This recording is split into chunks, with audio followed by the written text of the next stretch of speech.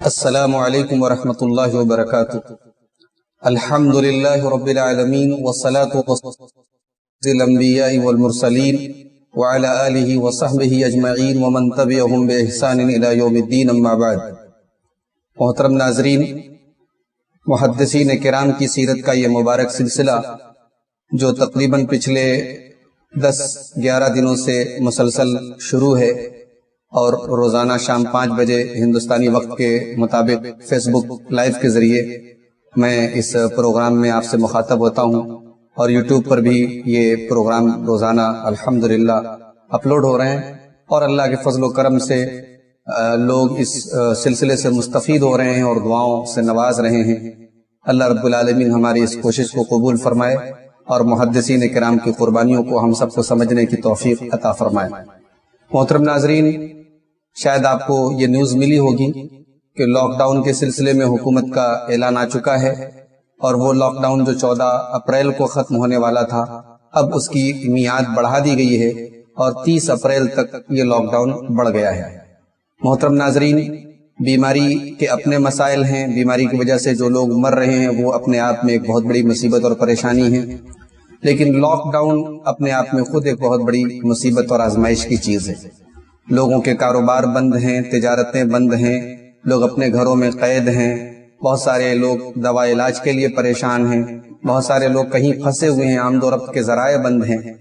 محترم ناظرین، ایسے موقع پر ہماری اور آپ کی ایک ذمہ داری یہ بھی ہے کہ اب تک ہم نے اپنے کمزور اور اپنے غریب اور فقیر بھائیوں کی جس طریقے سے مدد کی ہے، اپنے صدقات و عطیات کے ذریعے، اپنی زکوٰۃ کے ذریعے، اس مدد کا سلسلہ ہمیں برقرار رکھنا ہے، کیونکہ آگے ماہ مبارک رمضان بھی شروع ہو رہا ہے، لاک ڈاؤن کے دوران ہی یہ مبارک مہینہ بھی شروع ہو جائے گا، اور ظاہر سی بات ہے اس بابرکت مہینے میں ہمارے کسی بھی بھائی کے گھر میں دقت ہو، پریشانی ہو، اسے سحری اور افطار میسر نہ ہو، یہ ہماری ایمانی غیرت ہرگز گوارا نہیں کرے گی۔ محترم ناظرین، ہماری ذمہ داری ہے کہ ہم ان مسائل میں، ان پریشانیوں میں صبر و استقلال سے کام لیں، رب العالمین پر بھروسہ رکھیں، اس سے دعائیں کرتے رہیں، اس کے سامنے گڑاتے رہیں، اور باقی جو تدابیر ہیں، جو احتیاطی تدابیر ہیں، ان کو بھی اختیار کریں۔ لاک ڈاؤن اگر حکومت نے نافذ کیا ہے تو بہرحال اس کی ہمیں پابندی کرنی ہے۔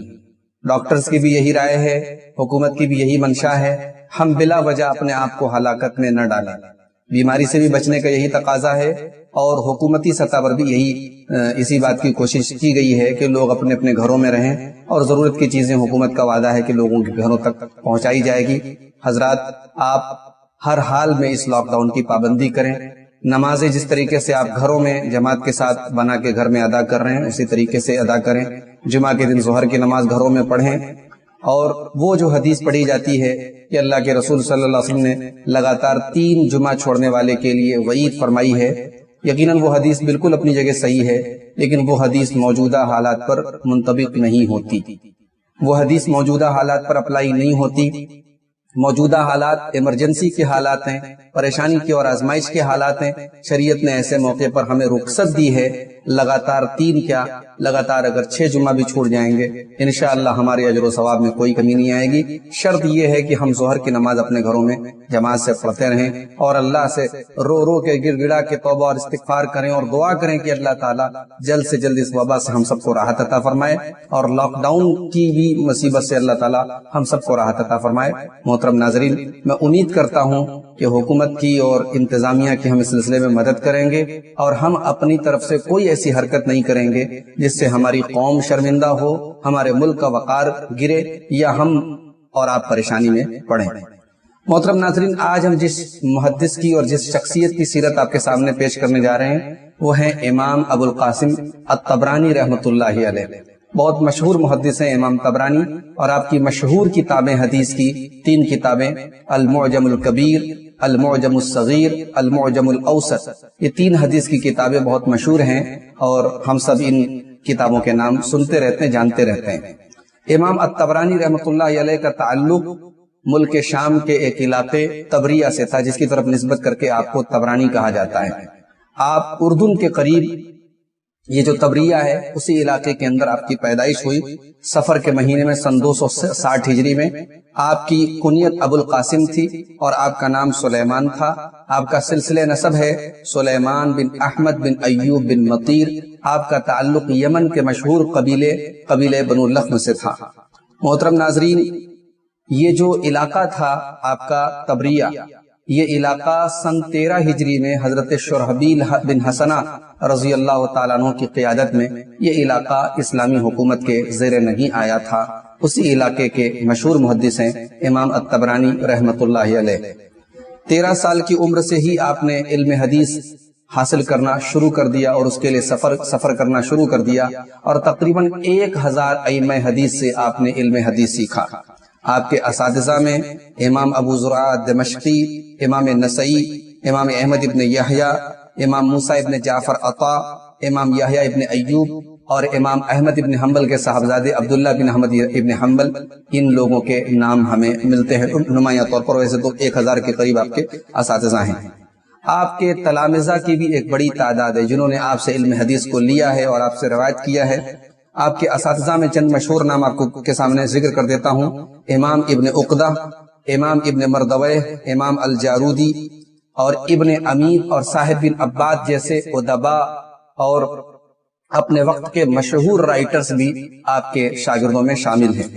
محترم ناظرین، امام الطبرانی رحمۃ اللہ علیہ نے 13 سال کی عمر میں رحلت یعنی سفر کرنا شروع کر دیا علم حدیث کے لیے، اور اس کے بعد آپ نے علم حدیث کے جتنے مراکز تھے سب جگہوں پہ جا کے آپ نے وہاں استفادہ کیا. سب سے پہلے آپ نے اپنے علاقے تبریہ کے اساتذہ سے علم سیکھا. اس کے بعد آپ قریب میں قدس گئے، قیصاریہ گئے، حمص گئے.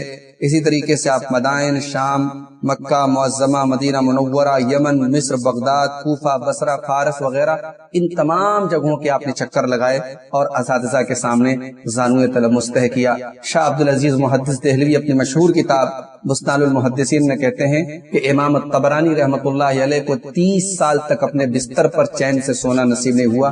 30 سال کا ایک لمبا پیریڈ آپ نے مسلسل سفر میں گزارا ہے، اور یہ سفر کسی تجارت اور کسی دنیاوی فائدے کے لیے نہیں بلکہ پیارے رسول صلی اللہ علیہ وآلہ وسلم کی حدیثوں کو طلب کرنے کے لیے اور سیکھنے کے لیے تھا.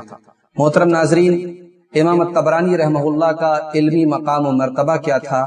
محدثین کی اگر آپ کتابیں اٹھائیں، آپ علماء سیر کی کتابیں اٹھائیں، آپ علماء جرح و تعدیل کی کتابیں اٹھائیں، انہوں نے آپ کے بارے میں جو ریمارکس کیے ہیں، جو کمنٹس کیے ہیں، وہ آپ کی عظمت پر دلالت کرتے ہیں. کسی نے آپ کو الحافظ الکبیر کہا، کسی نے آپ کو احد الحفاظ کہا، کسی نے آپ کو الحافظ العلم کہا، کسی نے آپ کو الحجہ جیسے القاب سے ملقب کیا. آپ کے اندر دینی غیرت کوٹ کوٹ کر بھری تھی. علامہ ابن الجوزی رحمۃ اللہ علیہ کہتے ہیں کہ امام الطبرانی دین کے معاملے میں انتہائی سخت تھے.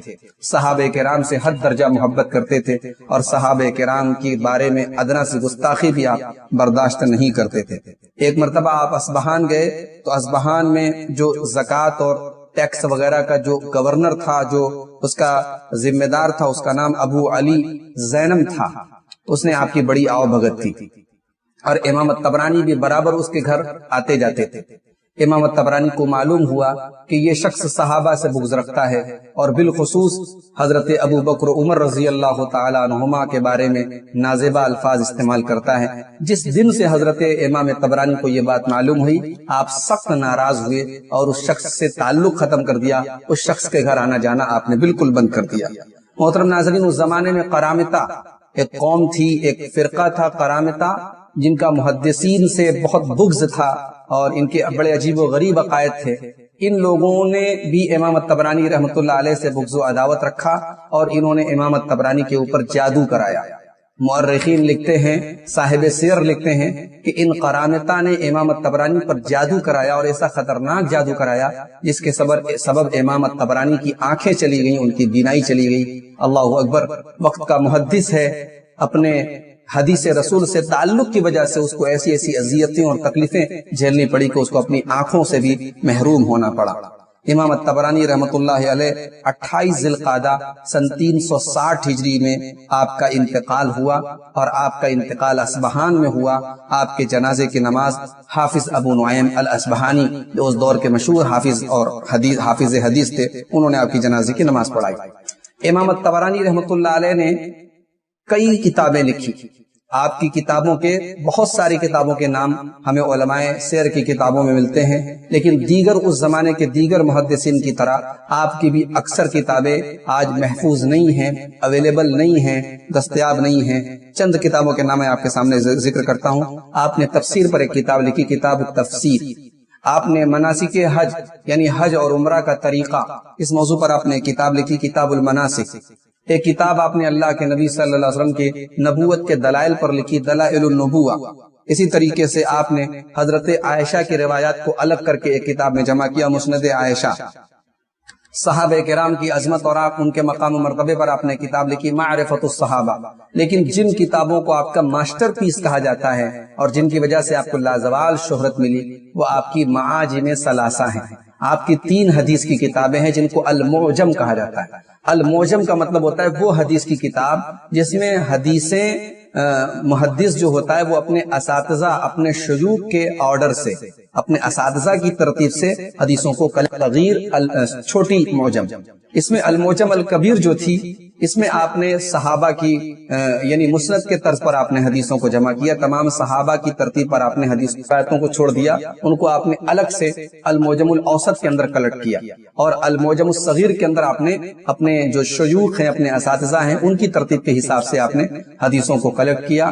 آپ کی یہ تینوں کتابیں بہت اونچا مقام رکھتی ہیں حدیث کی کتابوں میں، اور تیسرے طبقے کی کتابوں میں ان کا شمار ہوتا ہے، اور محدثین کی نظر میں اور ائمہ حدیث کی نظر میں ان تینوں کتابوں کا بہت اونچا مقام ہے۔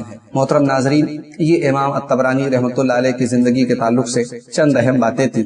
آخر میں یہ عرض کروں گا کہ ہمارا یہ جو محدثین کی سیرت کا سلسلہ ہے، انشاءاللہ کل ہم اس سلسلے کی آخری کڑی آپ کے سامنے پیش کریں گے، اور چونکہ اب لاک ڈاؤن کا یہ پیریڈ جیسا کہ ہم سب جانتے ہیں کہ اب یہ 30 اپریل تک چلے گا، تو انشاءاللہ ہم پرسوں سے ایک نیا سلسلہ آپ کے سامنے لے کر کے آئیں گے۔ وہ کیا ہوگا انشاءاللہ ہم اس کی وضاحت کل کے درس میں آپ کے سامنے کریں گے۔